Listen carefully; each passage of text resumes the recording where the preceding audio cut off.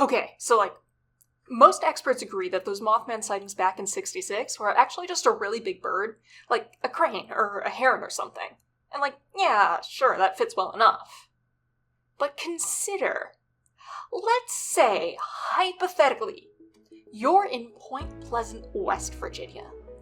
And hypothetically, you're taking a stroll along Highway 62 and you just so happen to take a sharp right into the woods and just keep walking and walking and walking. And maybe you look up and you figure out that you're still in Point Pleasant, but not really. Everyone's kind of covered in feathers and they've got these big red eyes, and maybe they look kind of like some of the later descriptions of Mothman. Anyway, that's where I'm from. See, the legends of Mothman aren't all that accurate, but they're not super far off either. 1 or 2 or 5 of us have slipped off into the wilderness and found ourselves in your world.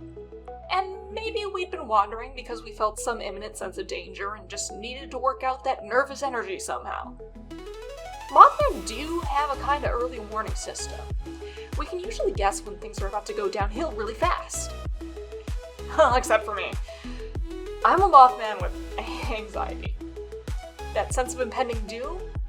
That's pretty much my entire existence. And that got me thinking, why am I always worried? Why does everyone want to go on walks when they're getting twitchy? And, stuff like, why is Claire Stanfield from Bacano like that? Anyway, I started studying psychology. And oh my gosh, did you know that social psychology exists? I can study all kinds of stuff. I can talk to all kinds of people. I can just walk up to one of my coworkers and say stuff like, can a zombie be held morally responsible for causing harm? And they'll answer me. And they'll give me citations, it's great. There's just one problem with being a psychologist in Mothman land. Psychological Science, the Journal of Personality and Social Psych, Personality and Social Psychology Bulletin? Those journals, they've never heard of Point Pleasant University. If I really want to join the scientific community and the conversation, I had to find a job in your world. And it was just about when the job market had me wishing I was the Sandfield crane chomping on berries in the Ohio River when I got an email. And that's how I ended up here.